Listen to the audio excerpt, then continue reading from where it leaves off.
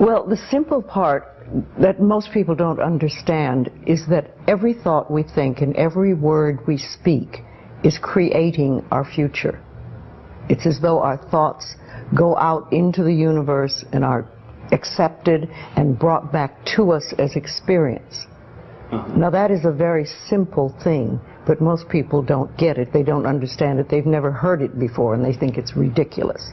But if you can really accept the fact that every time you think a thought and every time you speak a word, you are literally painting your future, making your dinner, whatever you want to call it. You are creating. And you're creating your own life. And this is simple, but it's not easy to accept. But once you accept it, then you can start deliberately creating what you want in your life. And you begin to be aware of what you don't want in your life and how you are contributing to it. Now, I think this has been around forever, but for some reason in the last 20 years, the universe has wanted this to go out among all the people, or all the people that are ready for it. See, most of us just think, and we don't pay any attention to what we're thinking. We're just doing it. But that's something you need to train yourself to do, to begin to train yourself to be aware of what you're thinking. And one of the ways to do that is to periodically say to yourself, what am I thinking? Would I like this thought to create my life? Would I like to have the experience that this thought could bring to me? Now, it takes a while to do that, but even if we could begin on the smallest level to be aware of our thinking, we can start to make changes. To begin with, you start by doing what we call doing affirmations, and that is making positive statements about your life that are positive, and you do them deliberately. You might do them in the morning, you might do them at noon, you might do them at night, you might do them, twice a day or whatever. But you do this and you let this become a habit. And as you start to do them, things will begin to change, maybe on a very small level. I call it getting the green lights in the parking places. I mean, they're not huge things in your life, but it can be very nice when you get 3 green lights in a row, and you're in a hurry. Doing an affirmation is either writing it down, writing it on the wall or the mirror, or using just saying it. What I like people to do is to stand in front of a mirror and do their affirmations. Because there's something very powerful about looking in your own eyes and accepting yourself, or noticing that you reject yourself when you're saying something positive about yourself. So that would be a very beginning way to start. Say in the morning, you get up in the morning, you go to the mirror, and this is a big one, and it's hard for lots of people. But you look in the mirror and say, I love you. I really, really love you. And to begin with, that can be so hard for people because they think of all the things that they think are wrong with them. But if you can start your day saying that, it's very powerful. Remember, I'd like to think the universe is listening to everything you say and everything you think and saying, okay, you can get that. So then it starts to bring you in and bring things into you. And I know this sounds far-fetched, but it's amazing how it works. If you do a good general positive statement for yourself, the universe will figure out how to manifest that, how to bring that about in your life. So things could happen that you wouldn't expect at all, but they will happen. If you think of doing your positive affirmations is like planting a seed in the ground. It's not necessarily true at the moment, but it is something you want to have be true. So you put the seed in, and you plant a seed and you expect it to grow. Or you maybe plant 3 seeds just in case. You expect them to grow.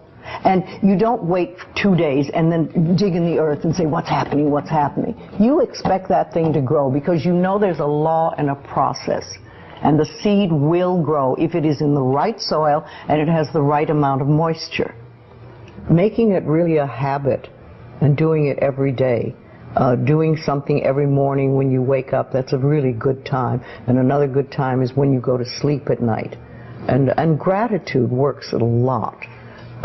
Just being grateful for everything. The more, I always say the universe loves gratitude. The more you're grateful for what the good is in your life, the more good you get to be grateful about. Mm-hmm.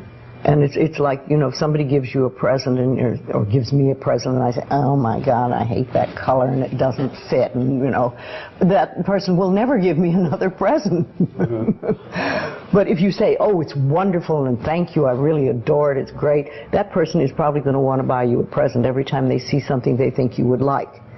And it's like that with the universe. The universe loves gratitude.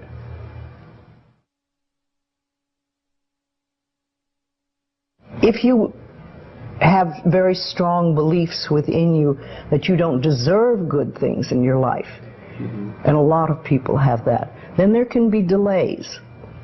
And sometimes people say, well, affirmations don't work. I've done them. But when they're doing, for instance, prosperity affirmations, and they've done some prosperity affirmations, and they say it doesn't work, nothing's happening. And I say, well, all right, how many prosperity affirmations did you do in a day?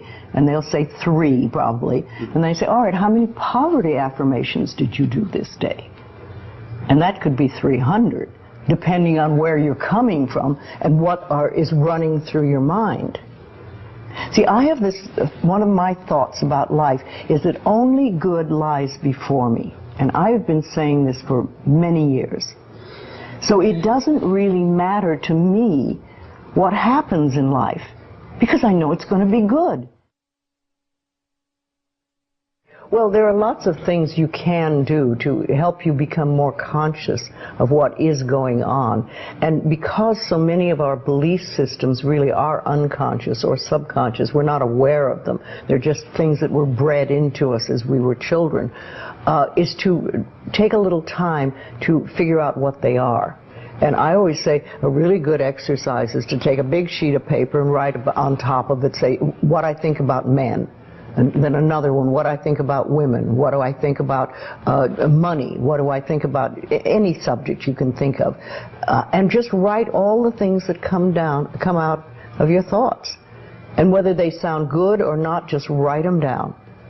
And any one subject, if you just write them all down and then look at them and see how many are positive and how many are negative.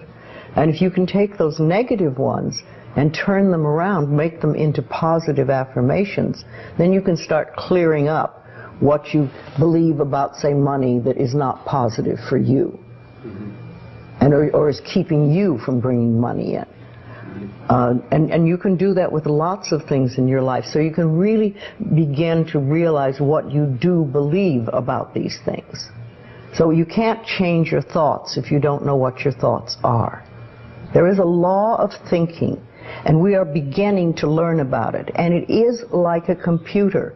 If you have this gorgeous computer put in front of you, and you don't know what to do with it, it's a piece of junk. But if you learn the language of the computer, miracles happen. And that is what the law of thinking is. When you learn how it works, miracles happen. What you think and what you believe is what will come true for you. Your thoughts create your life. It's that simple. And when we can get that, we can make enormous changes. Well, I think it really starts with realizing that you don't love yourself, that most people don't. Most people feel they're not good enough, that they haven't done it right, they won't do it right, they'll never be enough, and they're definitely not lovable. And when we come from that space, it's very hard to create things for ourselves that are really good. So in the early days when I worked with people, I used to fix this problem and fix that problem, and you'd have this, a health thing, and we'd work on that and we'd work on this. And one day I discovered, much to my amazement, that if I would help people learn to love themselves, to really accept themselves as they are, we didn't have to work around problems, because it was almost like a miracle. Everything seemed to fall away. It's a hard one for people because we grow up believing that we're not good enough and nothing is right. I remember lots of times I would ask people, well, what is really wrong with you? What have you done that is so terrible that you're not acceptable to yourself? And I never, ever, ever got an answer that made any sense. You know, they might say something like, well, I'm too fat. Well, so, you know. But when you talk about loving yourself, a lot of people think that that's vanity. But it isn't really. It has nothing to do with that. That is narcissistic. But to really care for you and to acknowledge that you are an important being. It's almost like in the Bible they would say, you recognize that you are a child of God, that therefore you are perfect. But even if you're not a biblical person, if you can recognize that you are a being that has self-worth, if you can really recognize your own worth, then you start to treat yourself differently. And I think that's what's so very important about loving yourself, is you stop beating yourself up, you stop making yourself wrong, you stop talking about how awful you are, and you stop saying things like, I'm really stupid and stuff, and you start to treat yourself with a certain amount of respect. And this makes an enormous difference, because what you give out in life is what comes back to you. So if you're giving out a feeling of, I'm okay, I'm good enough as I am, and I am acceptable, and I love life, and I love me, and you start having gratitude for yourself and for life, then life treats you differently, because you are having a different vibration that you're giving out and getting back.